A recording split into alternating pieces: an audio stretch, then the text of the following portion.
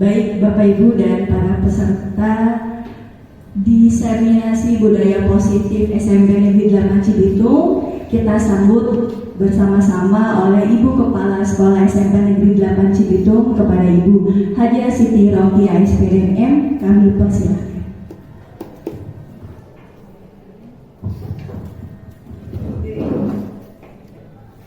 Bismillahirrahmanirrahim. Assalamualaikum warahmatullahi wabarakatuh. Alhamdulillah, puji syukur pada Allah Subhanahu wa taala. Hari ini kita bisa berkumpul di tempat ini untuk mengikuti kegiatan diseminasi budaya positif SMP Negeri 8 Cibitung yang akan dipandu nanti oleh CGP kita Bapak Haji Nurhoir SPD. Bapak dan Ibu, hari ini merupakan hari yang kesekian kalinya kita bersama-sama mengisi kegiatan CGP tentang berbagai macam materinya. Mari kita support dan kita dukung bersama-sama agar kegiatan ini juga membawa dampak positif buat kita pribadi, juga khususnya untuk sekolah kita. Baik, untuk itu dengan mengucapkan Bismillahirrahmanirrahim, acara pembukaan diseminasi budaya positif SMP Negeri 8 Cibitung saya nyatakan resmi dibuka. Terima kasih, selamat mengikuti kegiatan ini dan tetap harus menjaga semangat percaya dirinya. Terima kasih. Assalamualaikum warahmatullahi wabarakatuh.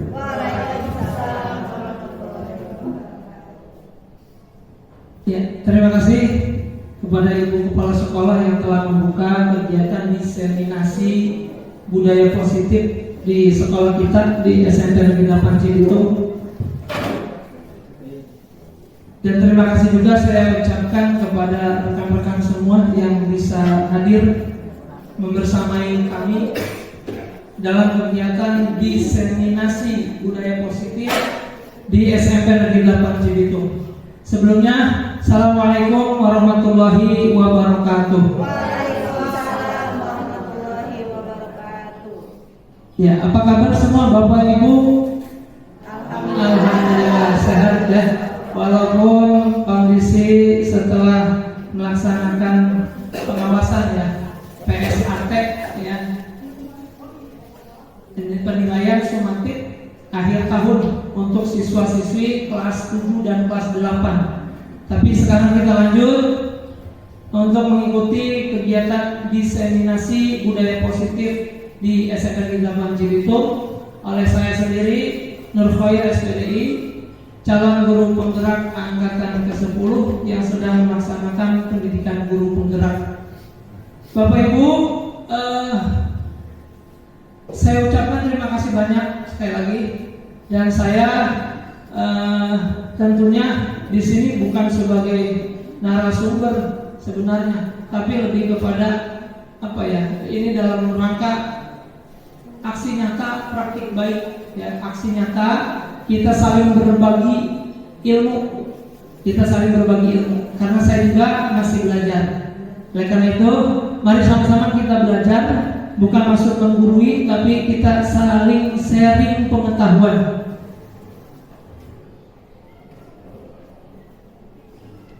Baik, pada kegiatan diseminasi budaya positif ini, tujuan pembelajaran khusus yaitu calon guru penggerak dapat menyampaikan pembelajaran dari penerapan konsep inti dari modul budaya positif serta pemahaman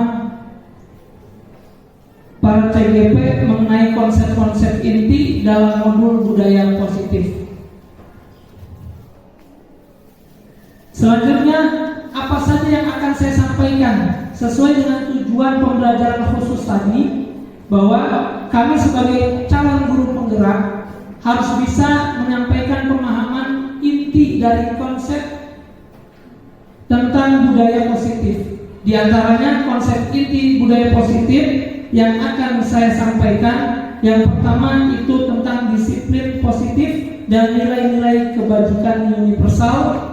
Yang kedua, teori motivasi, hukuman dan penghargaan, restitusi. Yang ketiga, keyakinan kelas. Yang keempat, kebutuhan dasar manusia dan dunia berkualitas. Yang kelima, restitusi. 5 posisi kontrol, dan yang terakhir restitusi segitiga restitusi. Ada 6 konsep inti budaya positif yang akan kita bahas bersama pada kesempatan kali ini. Baik, tapi sebelum itu mengawali kegiatan kita agar kita tidak boring atau kegiatan ini tidak membuat jenuh, ya saya minta kita bersama-sama melakukan ice breaking sedikit saja, ya Bapak Ibu. Kita lakukan ice breaking terlebih dahulu. Sambil saya ingin tahu apakah Bapak Ibu masih bersemangat dan masih berkonsentrasi, ya. Jadi nanti kalau saya minta atau saya bilang ganjil, kalau saya bilang ganjil, Bapak Ibu gelengkan kepala ke kanan. Ganjil ke kanan ya. Kalau saya kanannya sebelah sini. Kalau saya katakan genap, ke kiri. Ya, sederhana. Kalau saya katakan ganjil, maka ke kanan. Genap, ke kiri. Siap? Oke. Konsentrasi. Siap ya Bapak Ibu? Ganjil, genap. Oke. Ganjil, ganjil, genap, genap. Ganjil, genap, genap, ganjil. Oke, bagus. Nah sekarang saya pakai angka. Bapak Ibu harus konsentrasi. Ketika angka yang saya sebut itu angka ganjil, maka kepala menggeleng ke kanan. Ketika saya bilang angkanya nanti saya sebut angka genap yang keluar, maka Bapak Ibu geleng ke kiri. Siap ya? Konsentrasi. Konsentrasi dimulai. Ya. 1, 2, 4. Awas jangan salah nanti kepalanya nggak balik lagi. Ya. 6, 4, 3, 5. Ya, alhamdulillah luar biasa. Konsentrasinya timbul ya.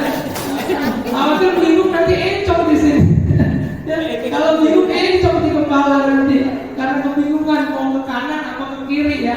Ganjil ke kanan, genap ke kiri. Begitu juga ketika angka yang disebut, ketika ganjil ke kanan, ketika genap ke kiri. Dan ini bisa kita lakukan bersama siswa-siswi kita, murid-murid kita di kelas ya Bapak Ibu ya, agar ada refleks atau ada apa istilahnya refresh lah, ada refresh ya. Baik.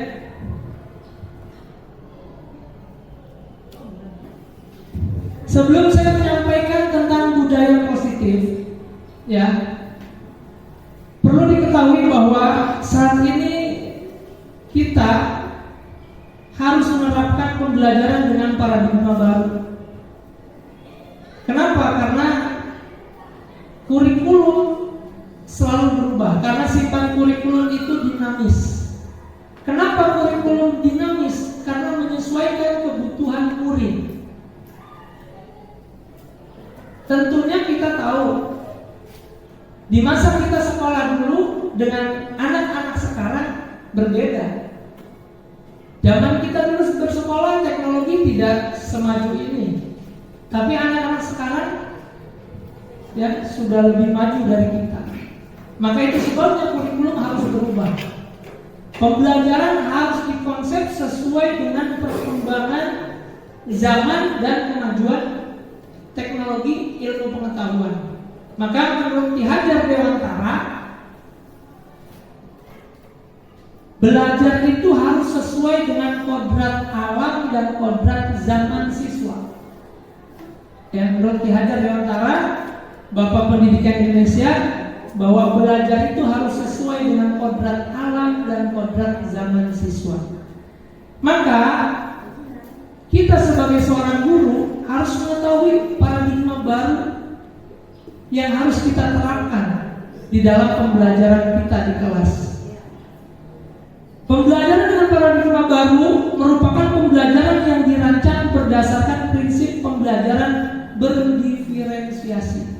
Ya, pembelajaran yang dirancang berdasarkan pembelajaran berdiferensiasi sehingga para peserta didik belajar sesuai kebutuhannya berdasarkan tahap perkembangan sesuai teori psikologi modern untuk mewujudkan profil pelajar Pancasila.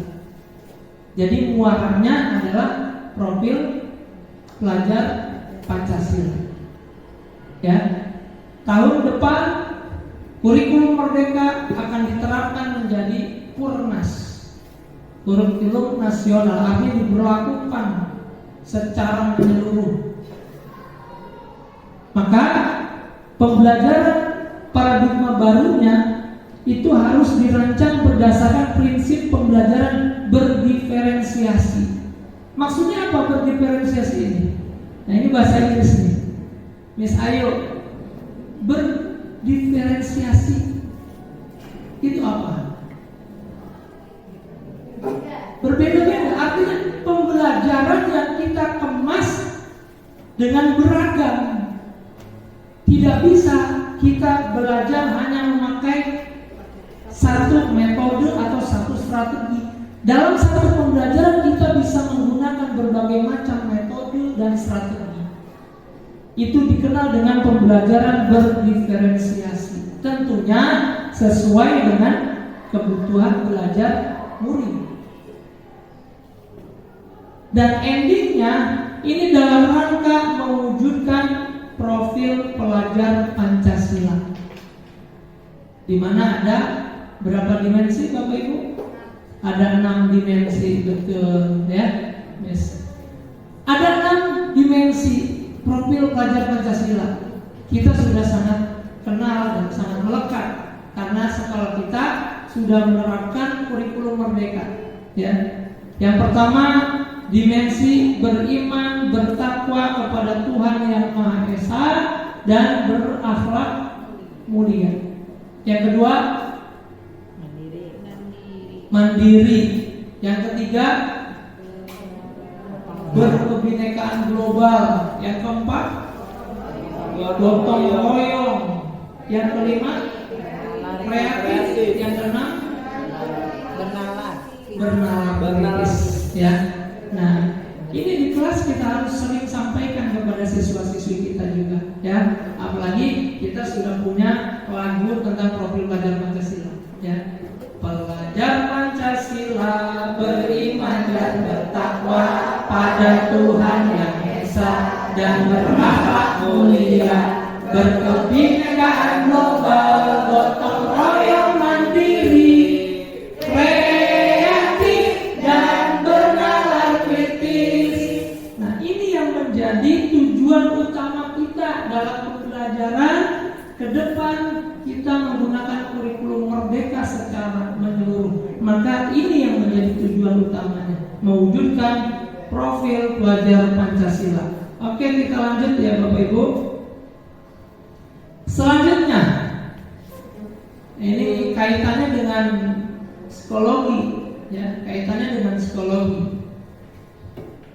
Perhatikan, seorang psikiater dan pendidik yang bernama Dr. William Glasser dalam kontrol teori yang kemudian berkembang dan dinamakan Coase Theory, meluruskan beberapa miskonsepsi tentang makna kontrol. Seringkali kita salah dalam miskonsepsi itu, salah dalam menilai, ya, salah dalam konsep. Iya, kita seringkali salah paham. Kita seringkali merasa bahwa ilusi kita guru mengontrol murid. Yang kedua, ilusi bahwa semua penguatan positif efektif dalam dan bermanfaat. Yang ketiga juga ilusi bahwa kritik dan membuat rasa bersalah mampu menguatkan karakter.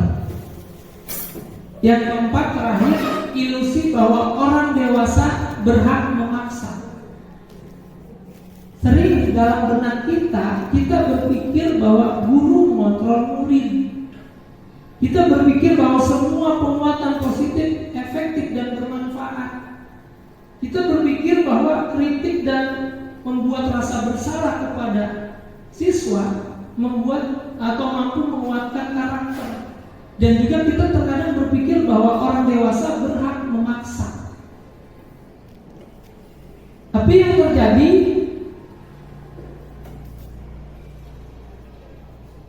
yang pertama, anggapan kita bahwa ilusi guru mengontrol murid. Pada dasarnya kita tidak dapat memaksa, ya. Kita tidak dapat memaksa murid untuk berbuat sesuatu jikalau murid tersebut memilih untuk tidak melakukannya. Walaupun tampaknya guru sedang mengontrol perilaku murid. Hal demikian terjadi karena murid sedang mengizinkan dirinya dikontrol. Saat itu bentuk kontrol guru menjadi kebutuhan dasar yang dipilih murid tersebut. Teori kontrol menyatakan bahwa semua perilaku memiliki tujuan, bahkan terhadap perilaku yang tidak disukai. Jadi intinya pada dasarnya kita tidak bisa mengontrol murid, ya Bapak Ibu. Kalaupun ada murid yang sedang kita kontrol dan dia mau, itu karena dia mengizinkan dirinya dikontrol. Menurut William, ya. Selanjutnya yang kedua, ilusi bahwa semua penguatan positif, efektif dan bermanfaat. Penguatan positif atau bujukan adalah bentuk-bentuk kontrol. Segala usaha untuk mempengaruhi murid agar mengulangi suatu perilaku tertentu adalah suatu usaha untuk mengontrol murid tersebut dalam jangka waktu tertentu. Kemungkinan murid tersebut akan menyadarinya dan mencoba untuk menolak bujukan kita, atau bisa jadi murid tersebut menjadi tergantung pada pendapat sang guru untuk berusaha. Yang ketiga, ilusi bahwa kritik dan membuat orang merasa bersalah dapat menguatkan karakter. Padahal sebetulnya tidak. Menggunakan kritik dan rasa bersalah untuk mengontrol murid menuju pada identitas gagal. Mereka belajar untuk merasa buruk tentang diri mereka. Mereka mengembangkan dialog diri yang negatif.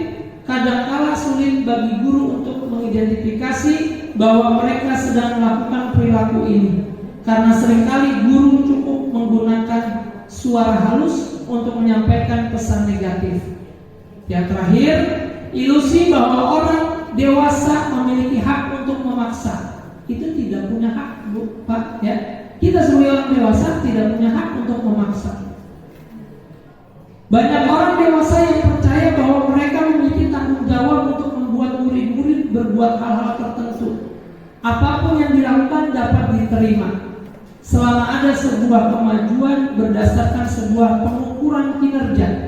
Pada saat itu pula orang dewasa akan menyadari bahwa perilaku memaksa tidak akan efektif untuk jangka waktu panjang, dan sebuah hubungan permusuhan akan terbentuk. Itu yang terjadi akhirnya, ya, karena ada paksaan.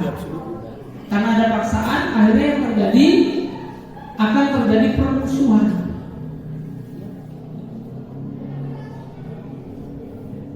Maka apa yang harus kita rubah?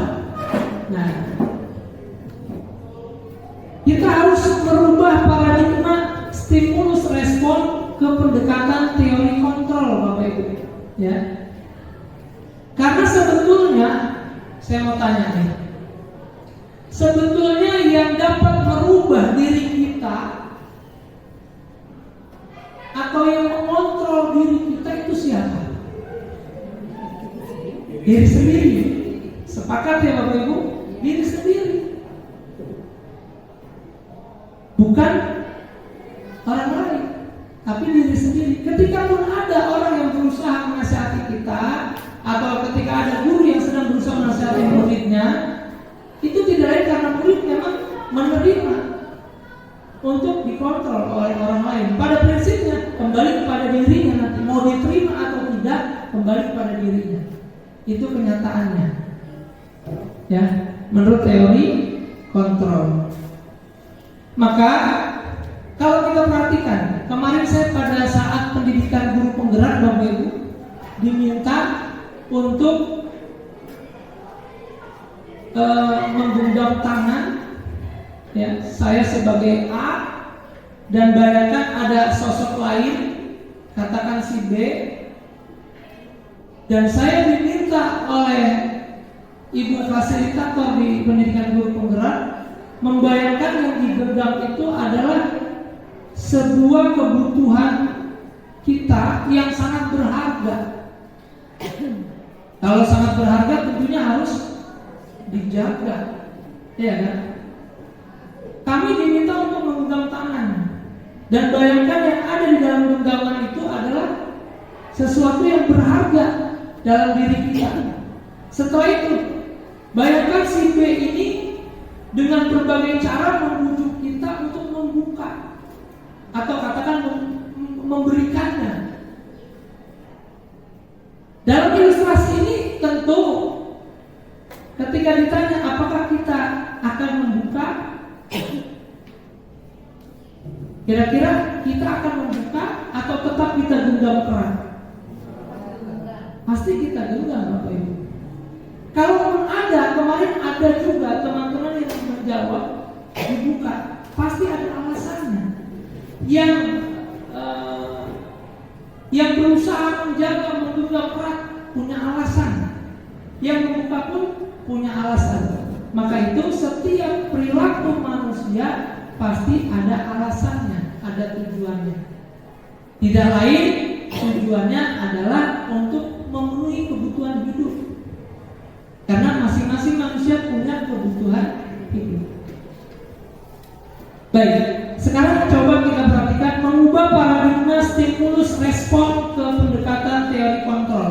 Jadi kita diminta untuk melakukan pendekatan teori kontrol. Kenapa? Karena coba bisa dilihat ada perbedaan antara stimulus respon dengan teori kontrol. Saya rasa kalau untuk Bu Reza dengan Bu Ari ini nggak asing ini, ya. Ini materinya banget ini, guru BK, ya. Besok saya juga mau sharing dan berkolaborasi dengan guru BK terkait dengan materi ini, ya. Stimulus respon, realitas kebutuhan kita sama, tapi di dalam teori kontrol realitas atau kebutuhan kita berbeda. Kita harus berada pada pendekatan teori kontrol, ya, ingat. Jadi harus merubah paradigma dari stimulus respon ke pendekatan teori kontrol. Yang kedua, di dalam stimulus respon semua orang melihat hal yang sama. Tetapi dalam teori kontrol setiap orang memiliki gambaran berbeda. Kenyataannya yang seperti itu, Bapak Ibu, ya. Kadang-kala orang melihat dari sudut pandang A, yang lain melihat dari sudut pandang B. Maka setiap orang memiliki gambaran yang berbeda-beda. Yang ketiga, dalam stimulus respon, perilaku buruk dilihat sebagai suatu kesalahan. Dalam teori kontrol yang harus kita miliki, semua perilaku memiliki tujuan. Hanya ada yang katakan perlu bimbingan agar tujuannya tidak salah. Intinya baik perilaku yang buruk ataupun yang baik itu ada tujuannya. Kita harus bisa mengidentifikasi tujuan anak tersebut apa melakukan itu. Melakukan hal baik tujuannya apa, melakukan hal buruk tujuannya apa. Karena semua perilaku ada tujuannya. Ketika kita sudah bisa mengidentifikasi tujuannya ternyata tidak baik atau kurang bagus, maka kita sebagai guru harus melakukan teori kontrol, ya. Setelah mengidentifikasi, kita kontrol mereka agar bisa kembali kepada perilaku yang baik. Selanjutnya, dalam stimulus respon, orang lain bisa mengontrol saya. Tapi dalam teori kontrol, hanya ada yang bisa mengontrol diri Anda. Maksudnya hanya Anda yang bisa mengontrol diri Anda. Sepakat ya Bapak Ibu ya? Yang bisa mengontrol diri kita ya kita sendiri. Maka itu harus tumbuh dari dalam diri sendiri. Nah ini capaian kita ini terhadap murid kita. Mereka melakukan disiplin positif, mereka melakukan aksi nyata. Itu semua berdasarkan dari kemauan sendiri, kesadaran sendiri yang tumbuh dari diri sendiri. Selanjutnya, pemaksaan ada pada saat bujukan gagal. Biasanya begitu ya, kalau udah ngebujuk sekali, 2 kali, 3 kali, lama-lama rada maksa kita, ya kan? Udah dibujuk masih nggak ada perubahan, akhirnya kita memaksa. Kita harus berubah kepada teori kontrol. Ya, bagaimana? Kita lakukan kolaborasi dan konsensus menciptakan pilihan-pilihan baru bersama murid kita. Lakukan kolaborasi bersama mereka. Ajak mereka berdiskusi. Dan biarkan mereka memilih yang menurut dirinya baik untuk dia. Selanjutnya dalam siklus respon, model berpikir menang atau kalah. Tapi dalam teori kontrol, model berpikir menang. Jadi kita harus mengubah paradigma dari stimulus respon ke pendekatan teori kontrol. Selanjutnya, yang pertama, ini konsep inti yang kami dapat dalam pendidikan guru penggerak terkait dengan disiplin positif. Sebelum kita berbicara tentang disiplin positif, ya, mari sama-sama kita berpikir sejenak. Apakah di sekolah kita disiplin positifnya sudah tercipta dengan baik, atau masih perlu ditinjau? Ya, atmosfer disiplin positifnya sudah sejauh mana? Ya Bapak Ibu ya, karena kalau sudah tercipta disiplin positif, maka nanti akan terwujud kepada budaya positif. Disiplin berasal dari kata disiplina yang artinya belajar. Disiplin mengacu pada disiplin diri yang memiliki tanggung jawab terhadap apa yang dilakukannya berdasarkan nilai-nilai yang diyakini. Jadi disiplin itu berasal dari kata disiplina, artinya belajar, di mana ini mengacu kepada disiplin diri, artinya kepada individu masing-masing, yang tentunya kita yakini punya tanggung jawab terhadap apa yang dilakukannya berdasarkan nilai-nilai yang diyakini. Nah, selanjutnya disiplin positif itu sendiri apa? Disiplin positif merupakan salah satu cara penerapan disiplin yang bertujuan untuk menumbuhkan kesadaran serta memberdayakan peserta didik tanpa imbalan penghargaan atau reward, ya, ancaman atau hukuman. Nah, ini yang menarik Bapak Ibu. Ternyata disiplin positif ini merupakan salah satu cara penerapan disiplin yang bertujuan untuk menumbuhkan kesadaran serta memberdayakan peserta didik tanpa imbalan, tanpa penghargaan atau reward, ya, tanpa ancaman atau hukuman. Inti dari disiplin positif itu. Jadi kalau masih ada anak melakukan perilaku yang baik karena motivasinya itu menghindari hukuman, berarti belum tercipta disiplin positif. Disiplin belajar positif, ya belajar yang positif, maka harus tercipta dari diri sendiri. Atau terkadang kan kita juga melakukan suatu hal karena ingin pujian ingin hadiah, ya kan, reward, ya kan. Nah, sebaiknya ini dihindari. Kenapa? Karena apakah kalau tidak ada pujian, tidak ada imbalan atau penghargaan, atau yang datang terlambat tadi dibilang ibu pas sekolah, tidak ada hukuman sebagai terus kita tidak melakukan disiplin positif atau tidak mengikuti tata tertib, ya. Nah, sebagai pendidik, tujuan kita adalah menciptakan peserta didik yang memiliki disiplin diri sehingga mereka berperilaku mengacu kepada nilai-nilai kebajikan universal dalam memiliki motivasi intrinsik dalam perubahan perilaku ke arah yang lebih baik. Lanjut ya Bapak Ibu. Selanjutnya, nilai-nilai kebajikan. Ini kaitannya dengan tadi, sebagai pendidik tujuan kita adalah menciptakan peserta didik yang memiliki disiplin diri sehingga mereka berperilaku mengacu kepada nilai-nilai kebajikan universal dan memiliki motivasi intrinsik dalam perubahan perilaku ke arah yang lebih baik. Maka kita akan bahas tentang nilai-nilai kebajikan. Apa itu nilai-nilai kebajikan? Nilai yang disepakati bersama, itu nilai kebajikan. Nilai yang disepakati bersama lepas dari suku, bangsa, agama, bahasa maupun latar belakang. Jadi nilai kebajikan itu nilai yang disepakati bersama walaupun berbeda-beda suku, bangsa, agama, bahasa maupun latar belakang, tapi mereka bersepakat bahwa ini ada nilai-nilai kebajikan. Nah, nilai-nilai kebajikan ini ada contoh yang saya dapat berikan.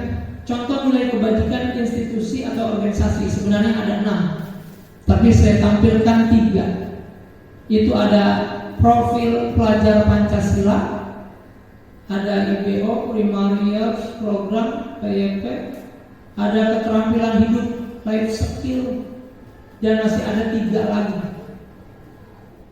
Nah, dalam nilai kebajikan yang diambil oleh pemerintah sebagai kebijakan atau kebajikan universal, yaitu profil pelajar Pancasila. Karena ini bisa apa istilahnya? Bisa mengakomodir semua warga negara Indonesia, terlepas dari perbedaan suku, bangsa, agama, bahasa maupun latar belakangnya.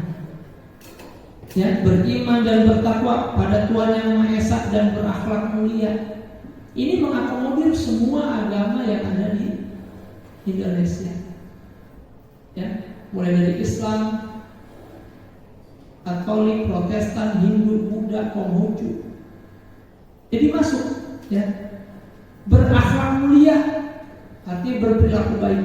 Ya. Berkebinekaan global, gotong royong, mandiri, kreatif, dan bernalar kritis.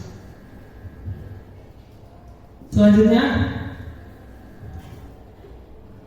tadi saya sudah sampaikan, ya, sempat saya ulas bahwa setiap perilaku manusia, termasuk murid kita, baik atau buruk, itu pasti ada tujuannya.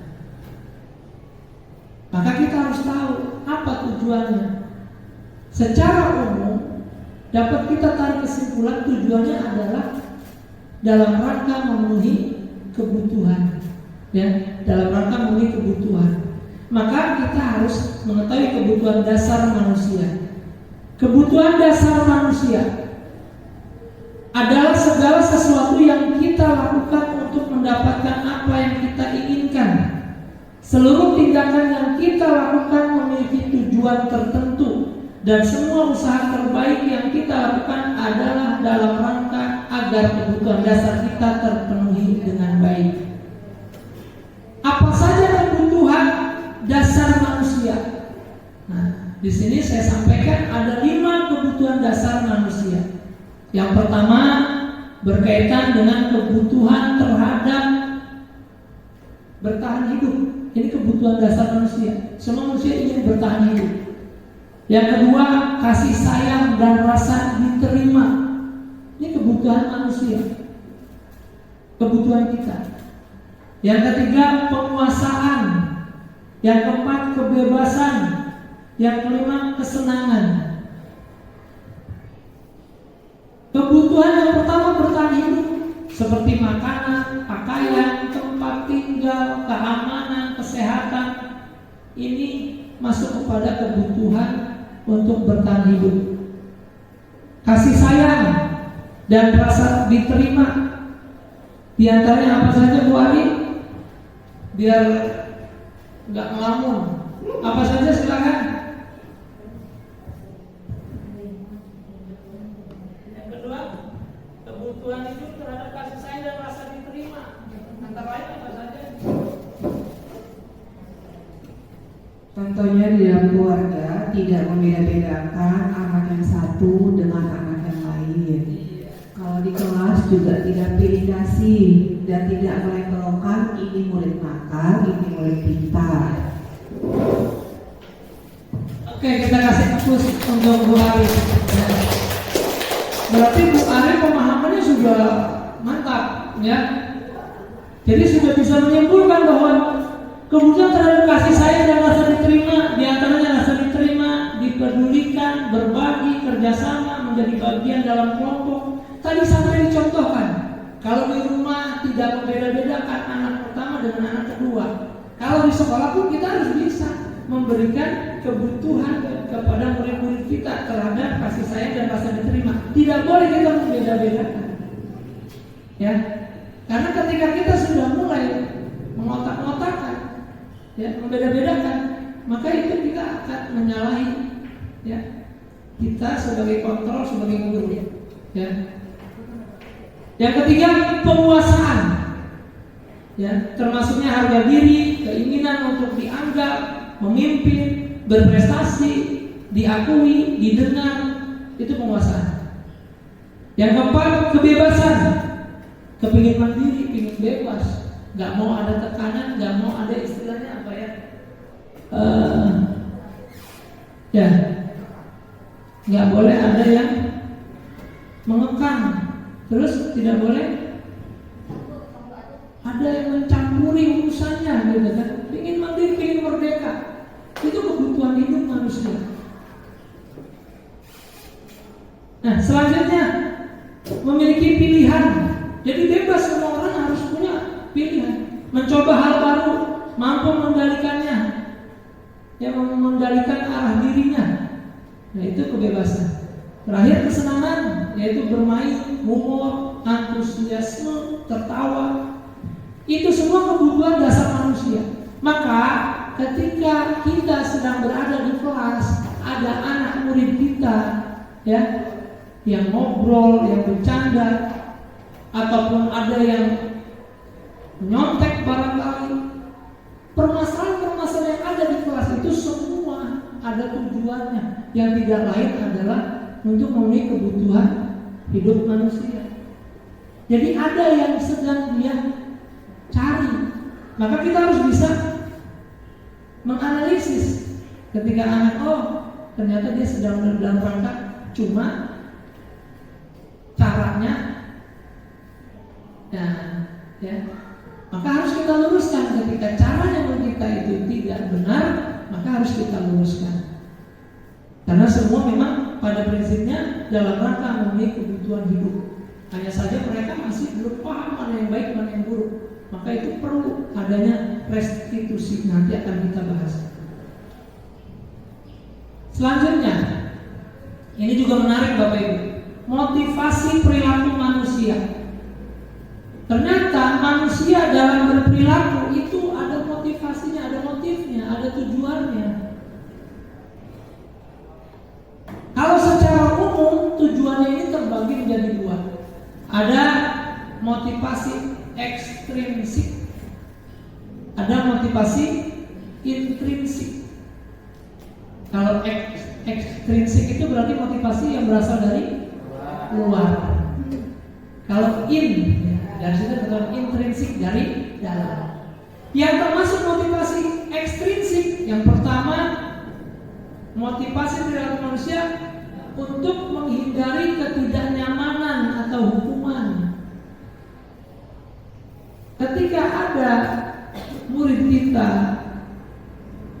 dia melakukan hal di mana tujuannya untuk menghindari ketidaknyamanan atau hukuman, berarti motivasi perilaku yang ada pada dirinya adalah motivasi ekstrinsik, dari luar karena takut hukuman.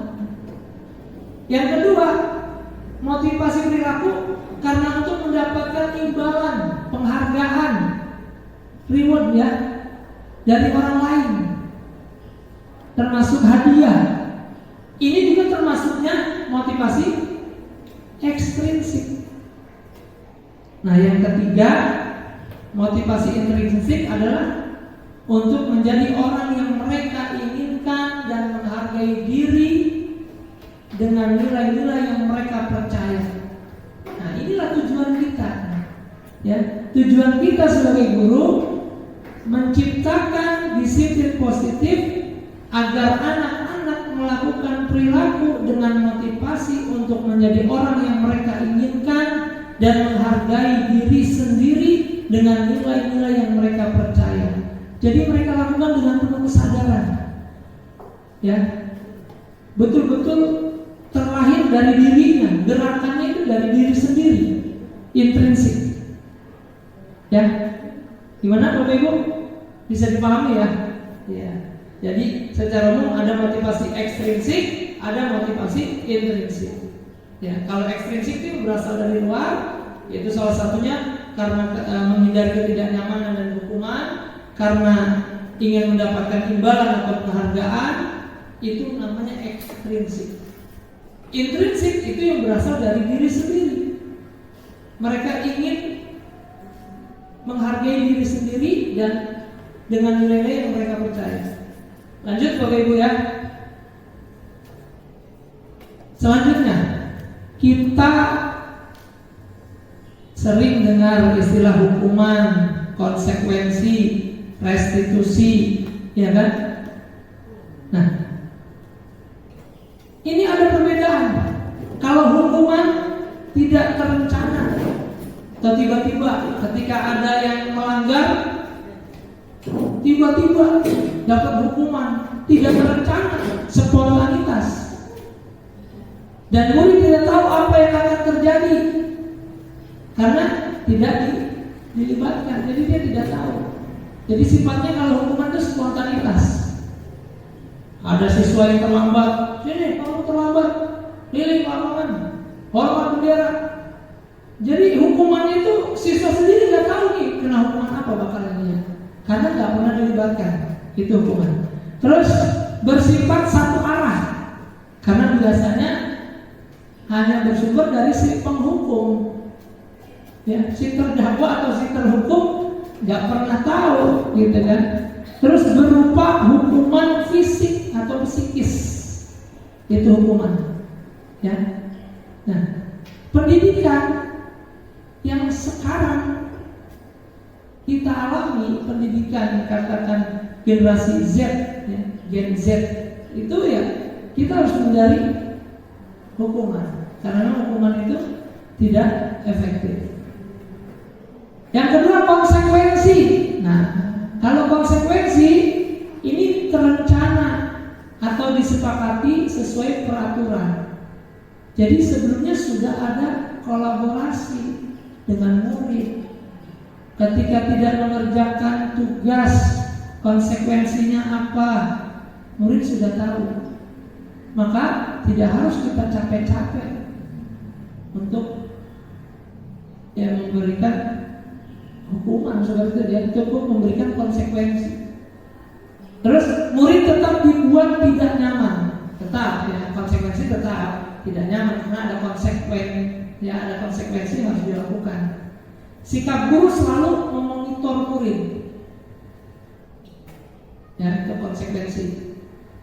Tapi di antara hukuman konsekuensi ada lagi yang lebih baik, yaitu restitusi. Restitusi ini sebagai proses menciptakan kondisi bagi murid untuk memperbaiki kesalahan. Jadi diajak berbicara, ditanya apa tujuannya, apa alasannya kenapa kamu datang terlambat. Jadi jangan langsung memberikan hukuman, tapi ditanya dulu karena semua pasti ada alasannya. Mungkin ketika mau berangkat bannya bocor di jalan, motornya mogok, atau orang tuanya tiba-tiba kurang sehat, dia harus menemani orang tuanya sesaat, setelah itu baru berangkat. Jadi kita tanya dulu. Ini restitusi, proses menciptakan kondisi bagi murid untuk memperbaiki kesalahan. Yang kedua, proses kolaboratif yang mengajarkan murid untuk mencari solusi sendiri. Jadi setelah tahu, setelah kita tanya, kenapa kamu terlambat? Kita tahu alasannya. Setelah itu kita berkolaborasi, kita ajak diskusi agar murid bisa mencari solusi sendiri. Terus selanjutnya apa yang kamu lakukan? Ke depan kamu mau seperti apa? Ya Pak, saya akan berjanji tidak akan terlambat lagi dan saya tidak akan mengulangi. Besok saya akan bangun lebih pagi lagi. Dan itu semua keluar dari lisannya dan muncul dari diri sendiri. Ini yang diharapkan. Oke, next ya Bapak Ibu. Tapi kayaknya ini agak ngantuk-ngantuk dikit ya. Ya, kita tepuk dulu, kita tepuk ya, kita tepuk dulu ya Bapak Ibu ya. Kita tepuk. Nanti kalau saya bilang, ya perhatikan gerakan saya. Kalau tangan saya di bawah, tepuk pelan, pelan tepuknya. Tepuknya banyak tapi pelan. Kalau saya angkat tangan saya semakin tinggi, maka tepuknya semakin keras. Oke, siap? Siap ya? Supaya gak ngantuk, siap? Oke, 1, 2, 3.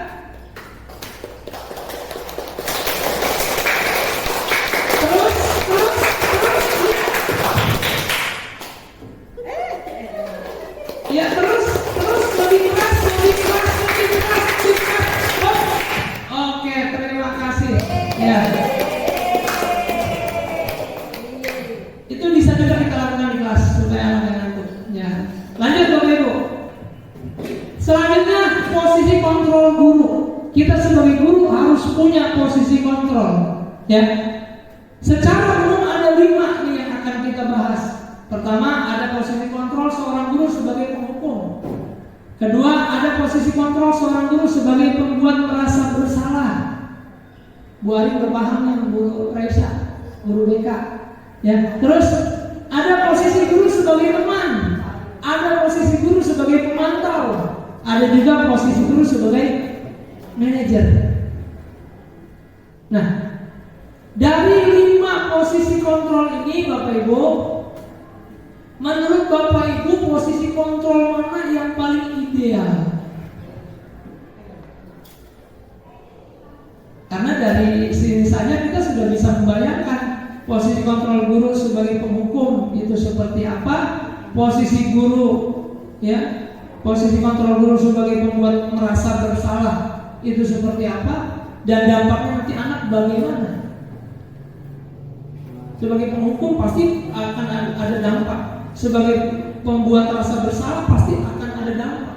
Anak merasa bersalah, akhirnya secara psikologis dia akan takut untuk ya lebih pendiam akhirnya karena secara psikologis dia tertekan.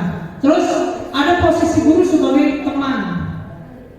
Nah, seperti apa biasanya?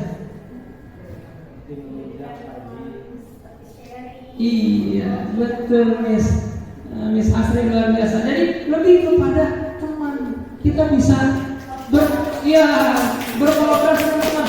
Ada waktunya ketika mereka memang tidak sedang serius lagi santai tidak belajar, boleh kita ajak ya anak-anak kita untuk ngobrol bersama, makan juga boleh, jajan bersama ya sebagai teman. Ya, ketika ada anak yang contoh ada kasus pernah terjadi anak bercanda di dalam kelas. Mereka bercanda dalam kelas akhirnya mengakibatkan baju salah satu temannya kancingnya lepas bahkan robek, dipanggillah oleh guru BK, dilakukan restitusi, ya, dilakukan restitusi. Akhirnya anak tersebut mengatakan, ya sebetulnya lagi bercanda aja Pak, lagi iseng-iseng, nggak tahu bakalan seperti ini.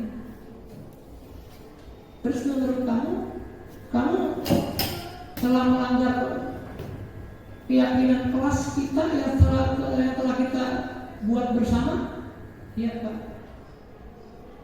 Apa keyakinan kelas yang kamu langgar? Tidak disiplin Pak, karena di dalam kelas bercanda dan tidak menghargai teman. Lantas apa yang akan kamu lakukan selanjutnya? Saya akan minta maaf Pak sama teman saya dan saya akan bertanggung jawab.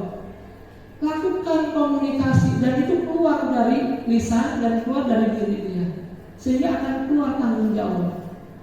Kalau kamu tanggung jawab kamu seperti apa? Saya akan memperbaiki bajunya Pak. Ya sudah, silakan kamu lakukan. Tapi saya tidak bisa. Kebetulan kamu memang, ya, kita sebagai guru, umpama memang ada guru BK yang bisa mendampingi, ya sudah, nanti kamu akan dibantu sama guru SBK, ya, seni budaya, untuk menjahit, ya kan? Jadi ada yang menemani sebagai teman. Jadi tidak mau tahu, pokoknya kamu harus bertanggung jawab. Tapi dicarikan solusi bersama. Ada juga sebagai pemantau yang ngeliatin, biasanya ketika sekalinya manggil dia udah punya data.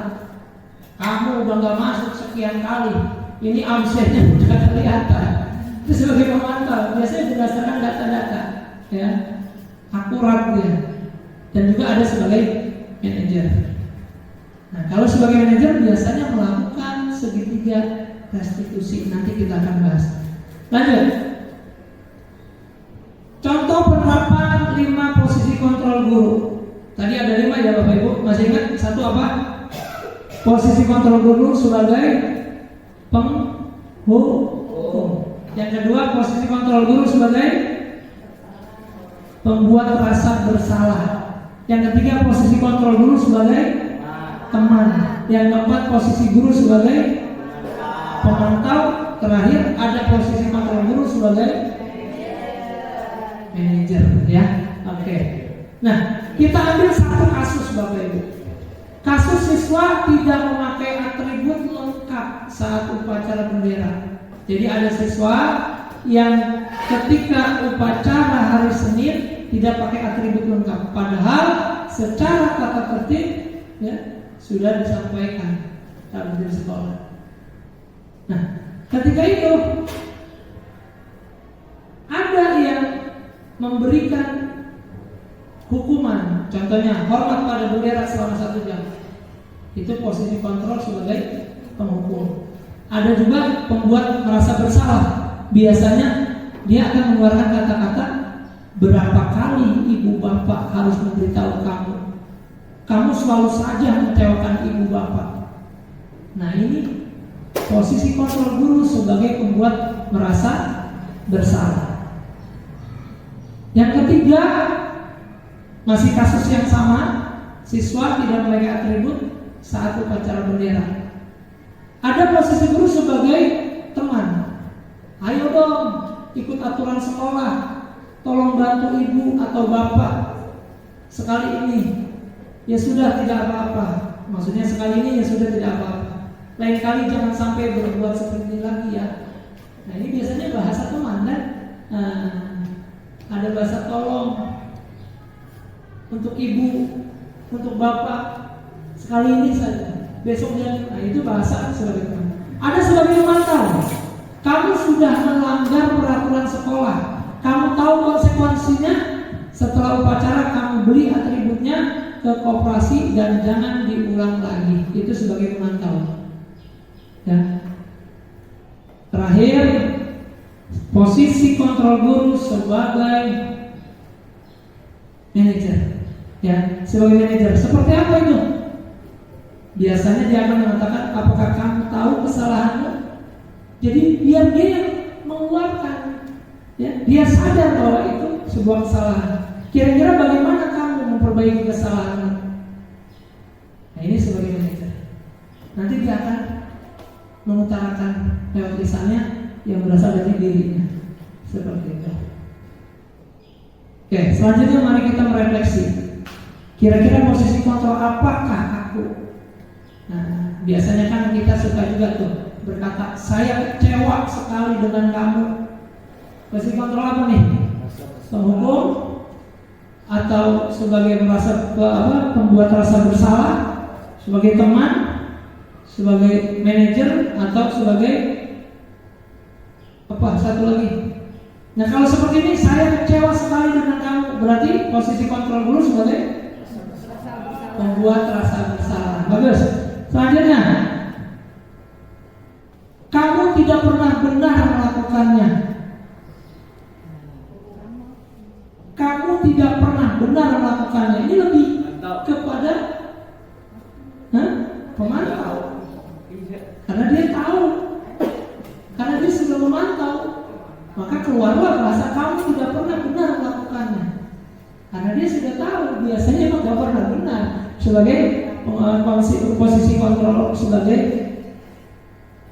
mengontrol. Nah, terus apa rencanamu untuk menyelesaikan masalah ini? Nah, kalau bahasa seperti ini, posisi kontrol apa? Apa rencanamu untuk menyelesaikan masalah ini? Manajer. Ya, karena biasanya manajer itu akan berkolaborasi dengan siswa.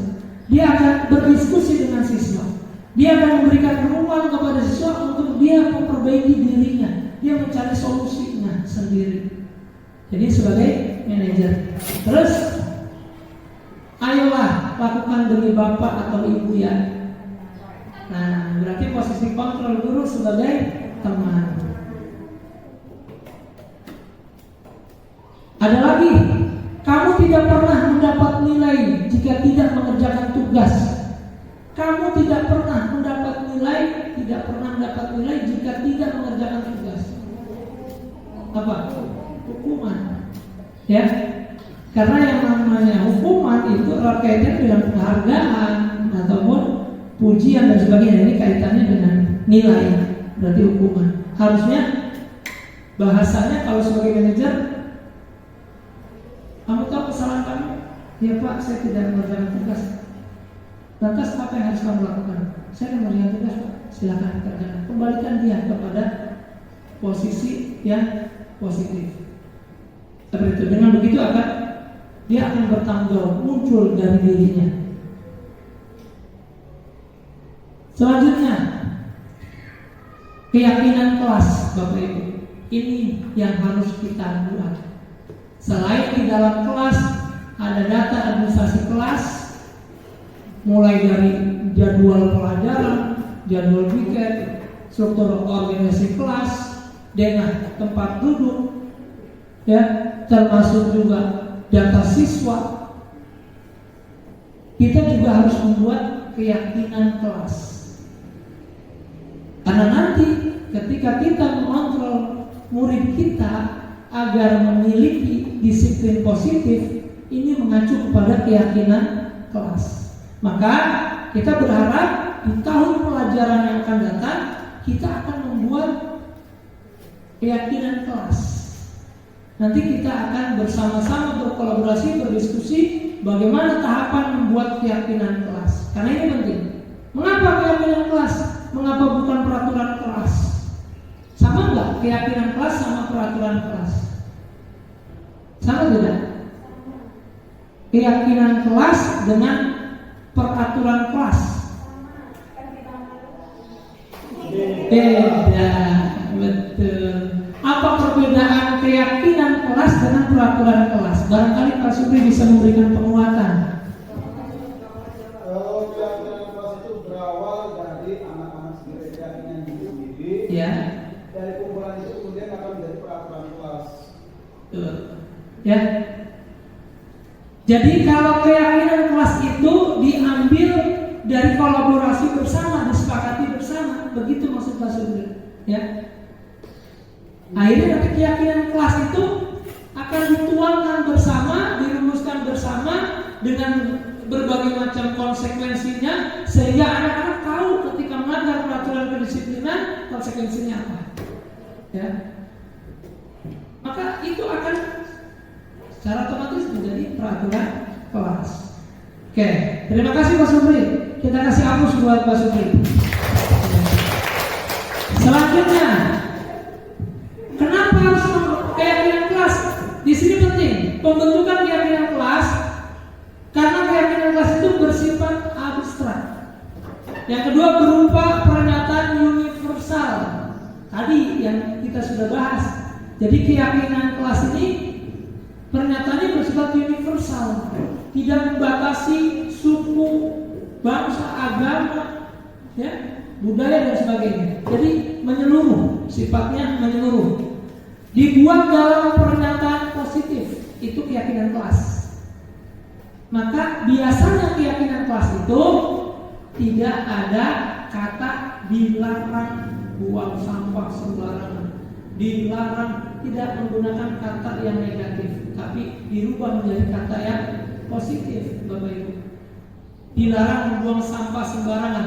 Kalau kita hapus kata dilarangnya, buanglah sampah pada tempatnya. Betul kan? Nah, itulah keyakinan kelas. Sehingga mereka nanti lebih positif berpikirnya, ya. Jadi menghilangkan kata dilarang atau jangan, tidak boleh, dirubah menjadi kalimat yang positif. Itu menjadi keyakinan kelas. Jadi kasarnya dilarang, melarang, dilarang, melarang, ya. Selanjutnya, tadi udah semua belum? Sudah ya? Ya. Sedikit saja agar mudah diingat. Nah, itu keyakinan kelas. Terus sesuai dengan kondisi kelas dan sekolah sehingga mudah diterapkan. Terakhir, semua warga sekolah atau warga kelas dilibatkan saat membuat keyakinan kelas. Ya, tadi sudah diberi penguatan juga oleh Pak Supri. Ya, itu dibentuk bersama-sama dengan warga kelas. Nah, yang tadi saya sempat singgung terkait segitiga restitusi. Kalau sudah ada keyakinan kelas, kita sudah buat bersama-sama, maka akan timbul tanggung jawab. Ketika pun mereka melakukan pelanggaran atau melanggar keyakinan kelas, kita sebagai guru harus bisa menyelesaikan itu dengan cara tahapan segitiga restitusi. Disebut segitiga restitusi karena ini ada tiga tahap yang saling berkaitan. Maka dibentuklah seperti segitiga, ya, di mana suatu proses dialog yang dijalankan oleh guru agar dapat menghasilkan murid yang mandiri dan bertanggung jawab. Bagaimana tahapannya? Pertama, menstabilkan identitas. Kedua, validasi tindakan yang salah. Ketiga, menanyakan keyakinan. Contoh sederhana Bapak Ibu, ya. Contoh sederhana penerapan segitiga restitusi. Kita ambil satu kasus. Anak tidur di dalam kelas pada saat pembelajaran berlangsung. Ya. Yang pertama kita lakukan yaitu tahapan menstabilkan identitas. Mulai dari kita tanya, karena semua perilaku pasti ada alasan, ada tujuannya. Kita tanya, kenapa? Apa kamu tahu kenapa Bapak panggil? Ya Pak. Jadi kita biarkan itu keluar dari dirinya sampai dia menyadari bahwa itu salah. Ya Pak, kenapa? Tidur dalam kelas Pak. Kenapa kamu tidur dalam kelas? Karena semalam saya tidur larut malam Pak, maka karena masih ngantuk. Nah, kalau kita identifikasi berarti dia sedang memenuhi kebutuhan hidup terhadap apa? Kalau jawabannya seperti itu, kan pada dasarnya semua perilaku dalam rangka memenuhi kebutuhan hidup. Tadi kebutuhan hidup manusia apa saja? Terus kesenangan, kebebasan, cinta, rasa diterima, apa lagi? Nah kalau Atau tadi kasus anak tertidur karena malam dia tidurnya terlalu larut malam. Itu identifikasinya lebih ke kebutuhan hidup yang mana? Kebebasan, kesenangan, lebih ke bertahan hidup. Karena manusia butuh istirahat, manusia butuh tidur, ya. Oke? Nah, setelah kita tahu, barulah kita validasi tindakan yang salah. Kamu tahu, kamu telah melakukan suatu tindakan yang menurut kamu, menurut keyakinan kamu, ya Pak, itu salah, saya tidak akan mengulanginya. Kan seperti itu. Ya sudah, tidak apa-apa. Ini validasi tindakan yang salah. Bapak juga pernah waktu sekolah dulu tertidur dalam kelas. Jadi kita validasi supaya dia bangkit lagi. Jangan terus ini salah apa, ini salah. Jadi coba kita bangkitkan motivasinya. Ini secara psikologis seperti itu. Katakan ya sudah, tidak apa-apa. Bapak juga pernah dulu waktu sekolah tertidur dalam kelas. Bapak di sini tidak mencari kesalahan, tapi mari kita cari solusinya. Setelah itu baru masuk ke tahapan ketiga, menanyakan keyakinan. Lantas, menurut kamu keyakinan kelas mana yang kamu telah langgar? Jadi itulah pentingnya kita membuat keyakinan kelas. Maka dia akan bisa menjawab. Tidak disiplin Pak, tidur di dalam kelas. Ya bagus, kamu tahu. Selanjutnya apa yang kamu akan lakukan? Saya berjanji Pak, tidak akan mengulangi lagi. Saya tidak akan tidur dalam kelas, dan ke depan saya akan tidur lebih awal, jangan sampai terlalu larut malam. Baik, jangan diulangi anak. Selamat, dan dia kembali ke kelas. Itu segitiga restitusi. Nah, ini untuk lebih lengkapnya, menstabilkan identitas. Tadi sudah saya jelaskan ya. Ini prinsipnya berdasarkan prinsip membuat kesalahan adalah bagian dari proses pembelajaran. Biasanya dalam menstabilkan identitas, kata-kata yang keluar, berbuat salah itu wajar. Ini menstabilkan identitas. Tidak ada manusia yang sempurna. Bapak Ibu juga pernah melakukan itu. Ibu bapak tidak mau mencari siapa yang salah, tapi ibu bapak ingin mencari solusi dari permasalahan itu. Kamu berhak merasa begitu. Kan dia tertidur, tinggal dipilih bahasa mana yang pas, ya kan? Oh, berarti kamu semalam tidur terlalu larut malam. Iya Pak. Berarti kamu dalam rangka memenuhi kebutuhan untuk bertahan hidup, karena manusia juga butuh istirahat dan tidur. Dan semua orang berhak merasakan itu. Boleh, atau boleh bahasa yang atas, berbuat salah itu wajar. Atau mana, kita pilih yang lebih pas. Selanjutnya, validasi tindakan yang salah. Ini prinsipnya apa? Setiap perilaku berupaya memenuhi suatu kebutuhan tertentu. Nah, biasanya bahasa yang akan keluar dari kita sebagai seorang yang melakukan segitiga restitusi, kamu pasti punya alasan mengapa melakukan hal itu. Padahal kamu bisa melakukan yang lebih buruk dari ini. Kamu patut bangga karena telah melindungi sesuatu yang penting buatmu. Kamu melakukannya karena mempertahankan sesuatu yang penting bagimu. Ya, ini contoh bahasanya biasanya seperti itu untuk validasi tindakan yang salah. Terakhir, menanyakan keyakinan. Berdasarkan prinsip teori kontrol bahwa pada dasarnya kita termotivasi secara intrinsik. Jadi kalau menanyakan keyakinan ini berdasarkan motivasi intrinsik, motivasi yang tumbuh dari dalam dirinya. Maka biasanya apa keyakinan kelas kita? Nanti dia akan menjawab. Nilai-nilai apa yang telah disepakati bersama? Seperti apa gambaran sebuah kelas yang ideal menurut kamu? Oh, kelas yang suasana belajarnya aktif Pak, tidak ada yang tidur, dia tahu. Ya. Terus kamu ingin menjadi orang seperti apa? Maksudnya ke depan mau bagaimana? Nanti dia akan menjawab semua pertanyaan itu. sesuai dengan keyakinan yang dia miliki. Oke, ya, itu saja sharing ilmu pengetahuan kita tentang budaya positif. Terima kasih, semoga bermanfaat. Dan ingat, semboyan Bapak Pendidikan Indonesia Ki Hajar Dewantara, ingat sok sung tulodo, ing madyo mangun karso, tut uri handayani. Ingat sok sung tulodo, apa artinya? Ingat sok sung tulodo, ketika di depan jadilah tauladan.